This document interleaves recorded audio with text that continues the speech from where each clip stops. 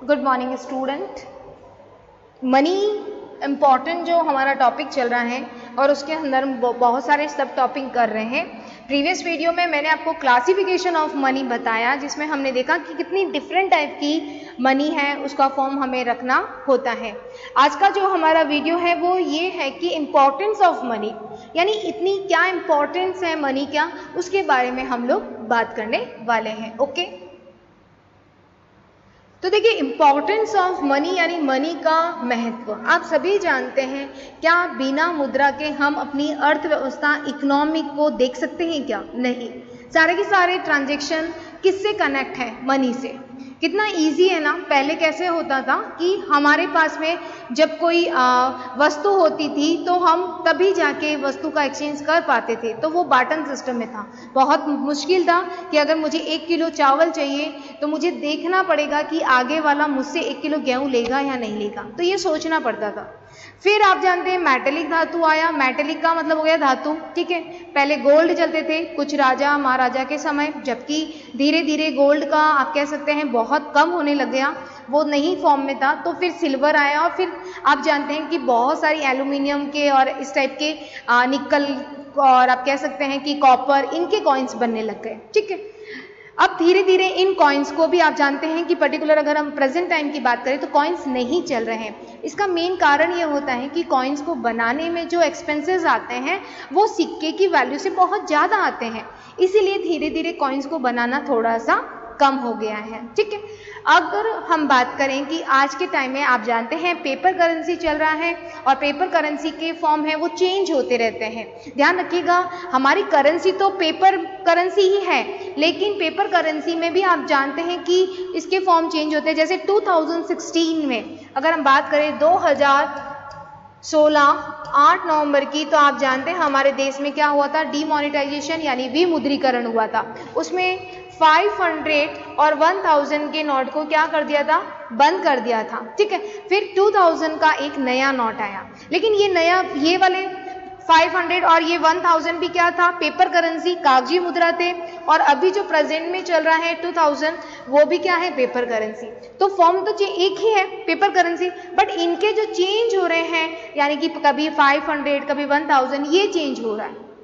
मैंने इसका एग्जाम्पल भी बताया कि जिस पोस्ट होती है, जैसे कोई भी होगी, ठीक है, तो जैसे कि प्रेसिडेंट की पोस्ट है, तो अगर प्रेसिडेंट की पोस्ट तो वैसे ही रहती है, उसमें पर्सन चेंज होते हैं। उसी तरह से पेपर करेंसी वही रहेगी, लेकिन इसमें चेंज होते रहेंगे अकॉर्डिंग टू जो गवर्नमेंट जिसको लगे कि ऐसे चेंज करना है। क्लियर है? तो चलिए आज हम जो बात करेंगे वो है इम्पोर्टेंस ऑफ मनी।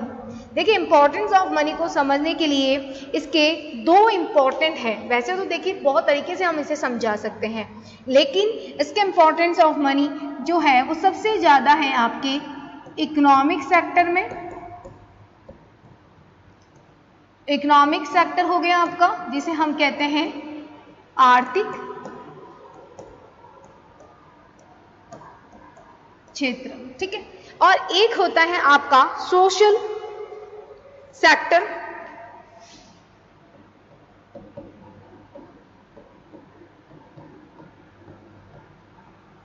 सामाजिक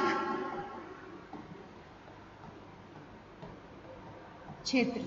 तो इंपॉर्टेंस को पढ़ने के लिए देखिए हम लोग इकोनॉमिक सेक्टर और सोशल सेक्टर को डिवाइड कर देंगे इंपॉर्टेंस में। अब इसके बाद आप देखिए कि जो ये इकोनॉमिक सेक्टर है आपका, इस इकोनॉमिक सेक्टर में भी बहुत सारे पॉइंट हैं। जैसे फॉर एग्जांपल अगर मैं बात करूं तो देखिए मेन आता है, सबसे मेन आता है कि हमें मनी का इम्पोर्टेंट है कंजप्शन के लिए, उपभोग के लिए। ये भी आर्थिक क्रिया से रिलेटेड है, इसीलिए इसमें आएगा, ठीक है। और अगर हम बात करें जैसे उपभोग हो गया, प्रोडक्शन हो गया आपका, ठीक है, रेवेन्यू हो गया, तो ये सभी इसी में ही आएंगे। जैसे कि प्रोडक्शन हो गया आपका, इसमें इंपॉर्टेंस है प्रोडक्शन, उत्पादन हो गया, डिस्ट्रीब्यूशन हो गया,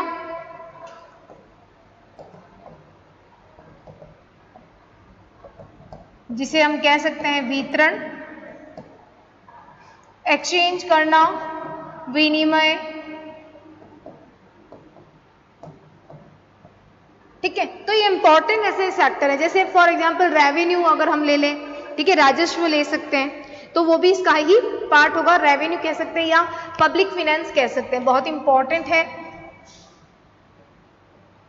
आप ये जो टॉपिक है पब्लिक फाइनेंस, ये एक सब्जेक्ट के रूप में एक बहुत ही अच्छा है, ठीक है, जिसमें सरकार के सारे आते हैं, टैक्स वगैरह, इनकम, एक्सपेंसेस, सरकार का डेप्ट आता है, ठीक है, तो उसमें भी बहुत इंपॉर्टेंट है, यानी जिसे हम कह सकते हैं राजस्व।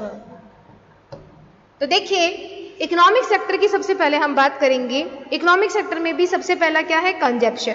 आप जानती हैं कि कंजप्शन जो है उसमें मेन क्या चाहिए, हम जब भी कोई भी प्रोडक्ट परचेज करते हैं तो प्रोडक्ट परचेज करने से पहले हम देखते हैं कि हम जितना पे कर रहे हैं उस प्रोडक्ट के लिए उससे हमको क्या मिलना चाहिए, क्या मिलना चाहिए, सेटिस्फैक्शन, ओके, संतुष्टि मिलनी चाहिए। तो ये संतुष्टि का जो मेजरमेंट है वो मनी से हम ज़्यादा अच्छे से कर सकते हैं, यानी हम उतने रुपए का ही पेमेंट करेंगे जितना हमको सेटिस्फैक्शन मिलेगा। क्लियर है आपको?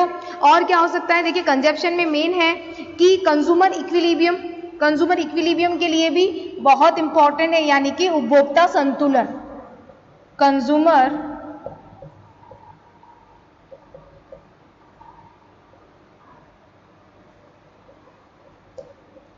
इक्विलिब्रियम में भी ये देखते हैं बहुत ही काम आता है।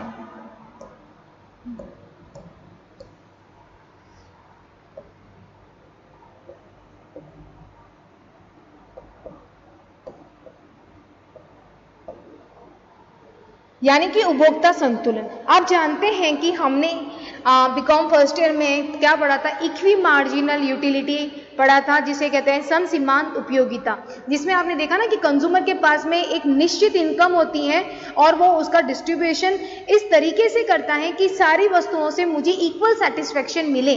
तब इनकम किस फॉर्म में है, आप जानते हैं मनी के फॉर्म में, मनी नहीं होगी तो हम कैसे अपनी ये डिवाइड कर पाएंगे कि हमें सेटिस्फेक्शन मिल रहा है। तो उपभोग संतुलन भी हमें नहीं प्राप्त होगा अगर मनी नहीं है। तो कितना इंपॉर्टेंट है।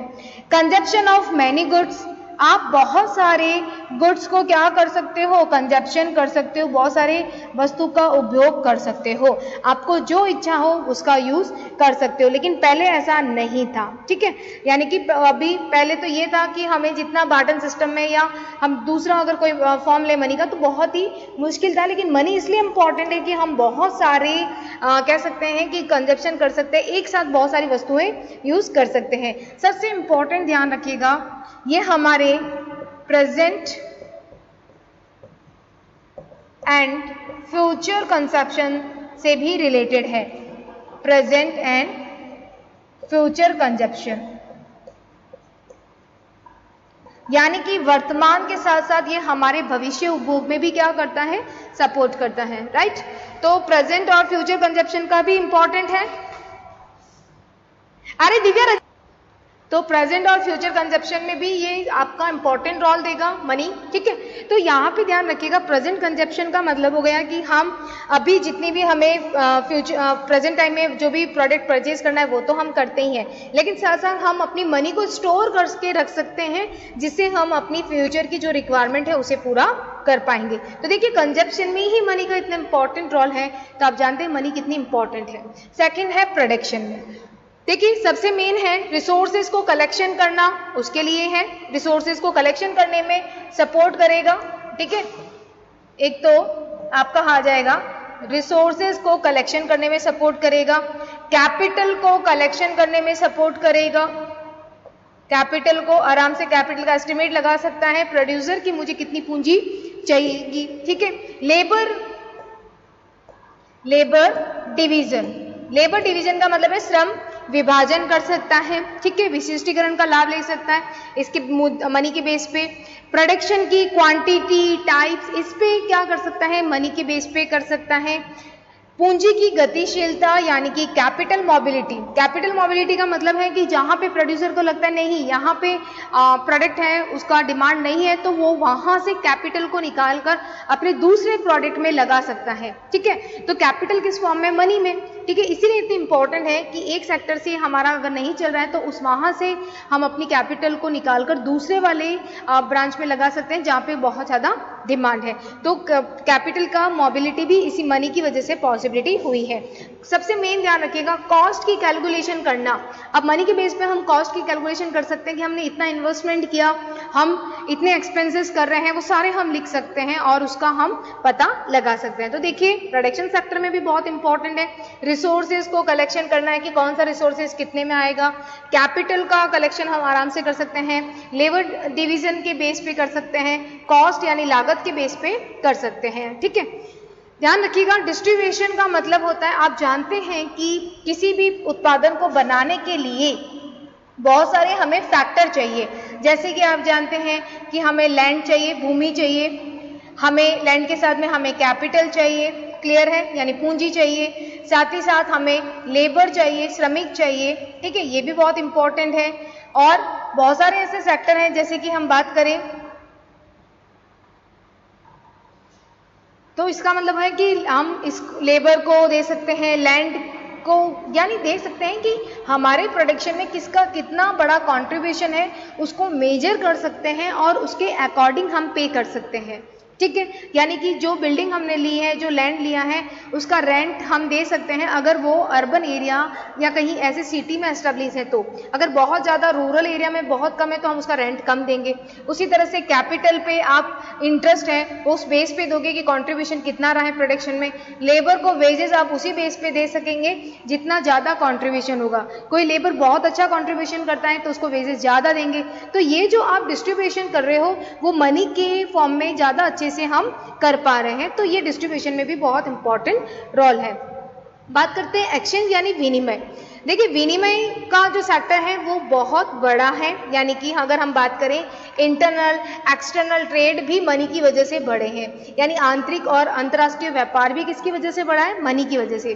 सोचिए कि जब आपके देश में कमोडिटी, अगर कमोडिटी मनी होगी या मनी नहीं होगी तो क्या आप इंटरनेशनल ट्रेड कर पाएंगे, क्या नहीं। ठीक है, तो यानी कि मनी नहीं होने की वजह से हम लोग ना तो इंटरनेशनल ट्रेड बेटर कर पाएंगे ना हम इंटरनल ट्रेड बेटर कर पाएंगे। ठीक है, और साथ ही साथ अगर हमें फ्यूचर में पेमेंट करना है, अगर मनी नहीं है तो क्या मनी का स्टोर कर सकते हैं हम, बिल्कुल कर सकते हैं, मनी का स्टोर कर सकते हैं, इसलिए फ्यूचर का पेमेंट कर सकते हैं। तो फ्यूचर के पेमेंट करने में ये इंपॉर्टेंट है। साथ ही इंटरनल एक्सटर्नल ट्रेड को बढ़ाता है और साथ ही जो मॉडर्न इकोनॉमिक्स है उसमें सबसे ज़्यादा इंपॉर्टेंट रोल रहा है। तो ये एक्सचेंज के बेस पे कह सकते हैं। ठीक है, तो और साथ ही साथ अगर हम पब्लिक फाइनेंस के बेस पे करते हैं तो आप जानते हैं कि government time to time budget बनाती है, तो बजट के बेस पर भी मनी का इंपॉर्टेंट रोल रहा है। ठीक है, साथ ही साथ सरकार ये देखती है कि नहीं हमें डेफिसिट बजट बनाना है, तो जो कैलकुलेशन है वो हम देखते हैं कि कितनी इनकम हुई है, कितना एक्सपेंसेस हुआ है, उसके बेस पे। अगर एक्सपेंसेस आपकी ज़्यादा है, आपके सरकार खर्चे ज़्यादा करती है लेकिन सरकार की जो इनकम है वो कम है, तो हमें डेफिसिट बजट यानी कि घाटा बजट बनाना होगा। तो ये जो बजट बनाना है उसमें भी सपोर्ट करता है मनी का। तो ये इकोनॉमिक सेक्टर में मनी का कह सकते हैं बहुत ज़्यादा इंपॉर्टेंट रोल है। क्लियर है। अगर हम बात करें सोशल सेक्टर की तो ध्यान रखिएगा आप सबसे मेन है कि सामाजिक स्वतंत्रता, सोशल फ्रीडम। सोशल फ्रीडम में क्या आएगा कि पहले क्या होता था कि लेबर जो है वो डिपेंड रहता था अपने ऑनर पर, यानी कि अगर लेबर डिपेंड क्यों रहता था, क्योंकि उसे पता है कि मुझे जो कमोडिटी चाहिए, जो मुझे अनाज चाहिए वो मेरा ऑनर देगा। ठीक है, तो उस बेस पे। लेकिन मनी आने की बेस पे वो फ्री है, वो कभी भी कुछ भी चीज़ अपनी परचेज कर सकता है, वो अपने ऑनर पे डिपेंड नहीं है। तो सोशल फ्रीडम है वो मनी के बेस पे ज़्यादा अच्छे से हो जाती है। फिर है सोशल अवेयरनेस। सोशल अवेयरनेस का मतलब है जब सबको अधिकार मिलेगा कि मनी से आप कुछ भी खरीद सकते हो, तो आप कह सकते हैं सोशल अवेयरनेस भी आएगी। ठीक है, जो मेन है वो आएगा वेजेस, जो क्लास है उन लोगों को जो मजदूरी लेते हैं उनमें ज़्यादा आएगा। ठीक है, गवर्नमेंट टाइम टू टाइम क्या करेगी, वेलफेयर प्रोग्राम करेगी। ठीक है, वेलफेयर प्रोग्राम, सरकार कल्याण की योजनाएं लेके आएगी।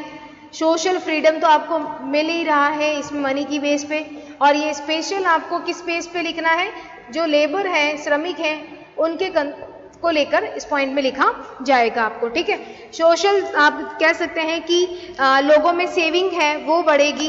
क्योंकि मनी है वो पूरा का पूरा कंजप्शन नहीं करके उसका कुछ पार्ट क्या करेंगे, सेविंग करेंगे। तो सेविंग करने से आपको पता है यही छोटी छोटी सेविंग हमारी बैंक में जाके जमा होती है और बैंक से ये इंडस्ट्रियल सेक्टर में जाती हैं। तो इससे आप देखते हैं कि हमारे देश का इकोनॉमिक ग्रोथ भी इसी पे डिपेंड करेगा। ठीक है, तो देखिए सारी की सारी चीज़ें इसी पे ही डिपेंड कर रही हैं कि मनी इतनी इम्पॉर्टेंट है। तो ये जो हमने क्लासिफाई किया है इम्पॉर्टेंस को 2 पार्ट में, इकोनॉमिक आर्थिक क्षेत्र और सामाजिक क्षेत्र के बेस पे। अगर हम बात करें जैसे कि मैंने और भी हम डिवाइड कर सकते हैं, जैसे कि इम्पॉर्टेंस को कैपिटलिस्ट के बेस पे,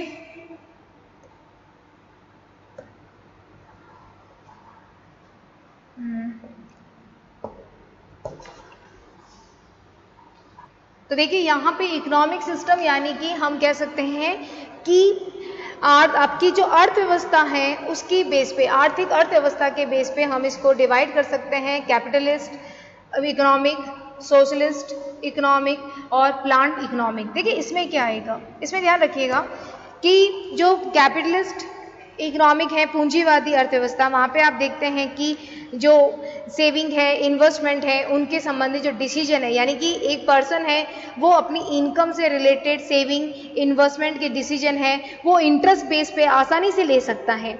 ठीक है, यानी वो बचत और विनियोग को बढ़ावा दे सकता है, किसमें, पूंजीवादी अर्थव्यवस्था में। साथ ही साथ कैपिटल फॉर्मेशन, पूंजी का क्या होता है, निर्माण होता है, कैपिटल फॉर्मेशन बनता है पूंजीवादी अर्थव्यवस्था में। ठीक है, साथ ही साथ पूंजीवादी अर्थव्यवस्था में आप कह सकते हो कि ज़्यादा से ज़्यादा क्या होता है, प्राइवेट ऑनरशिप होती है, निजी स्वामित्व होता है।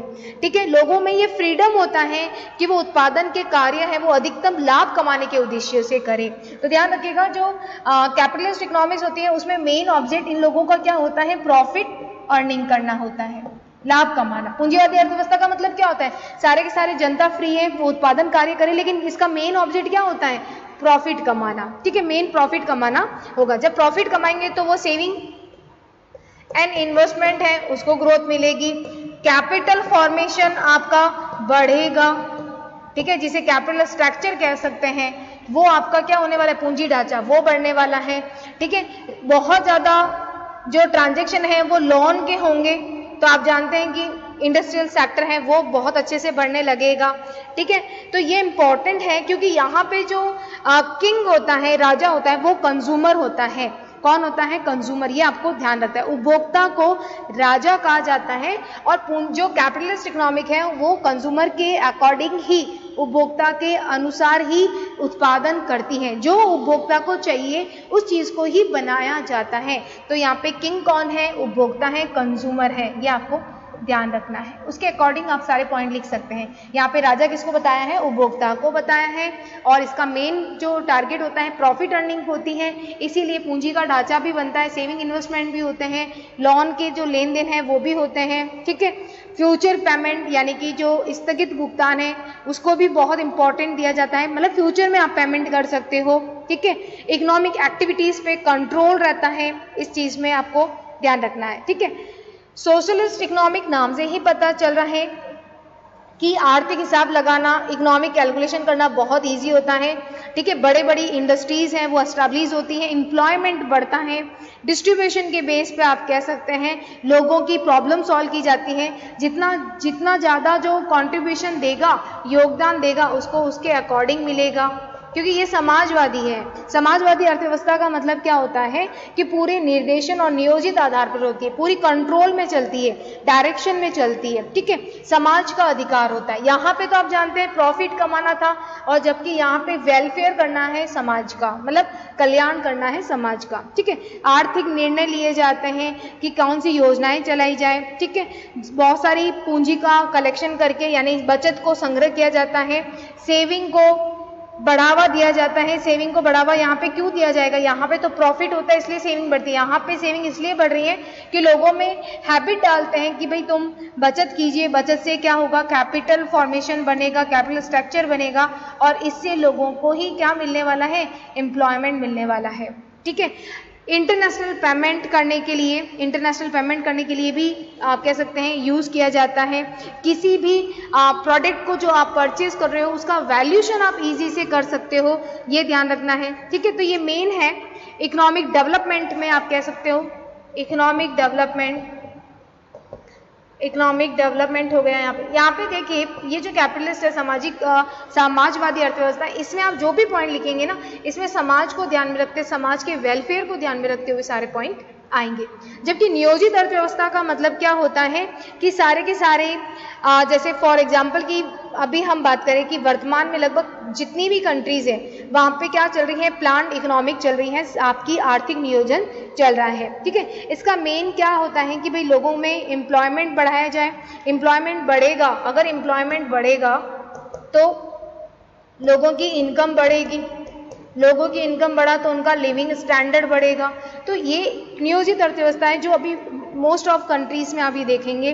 ठीक है, उसी तरह से अगर हमारे भारत की अर्थव्यवस्था की बात करें तो भारत में कैसी है, मिक्स्ड इकोनॉमिक्स है, जहाँ पे कि कैपिटलिस्ट और सोशलिस्ट दोनों को मिलाकर किया जाता है, यानी निजी क्षेत्र, प्राइवेट सेक्टर और जो पब्लिक सेक्टर है वो दोनों साथ साथ चलते हैं हमारे देश में। तो हमारे देश की जो इकोनॉमिक कैसी है, मिक्स्ड इकोनॉमिक्स है, जिसमें प्राइवेट, पी से प्राइवेट और पी से पब्लिक, इन दोनों का कॉम्बिनेशन देखने को मिलेगा। क्लियर है?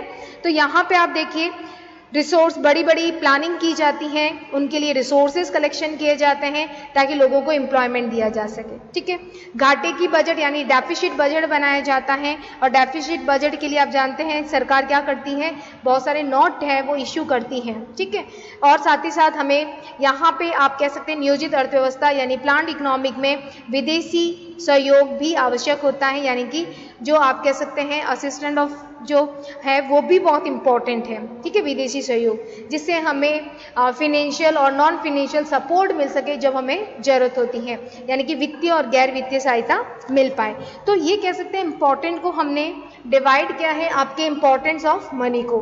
तो पहले हमने सेक्टर के बेस पे किया था, इकोनॉमिक सेक्टर और सोशल सेक्टर। ठीक है ना, इकोनॉमिक सेक्टर और किस में किया था, सोशल सेक्टर में। क्लियर है? उसके बाद में हमने डिवाइड किया था इसे आपके इकोनॉमिक सिस्टम के बेस पे, अर्थव्यवस्था के बेस पे, और ये 3 तरीके से हमने डिवाइड किया। तो ये था आपका importance of money. Okay, thank you.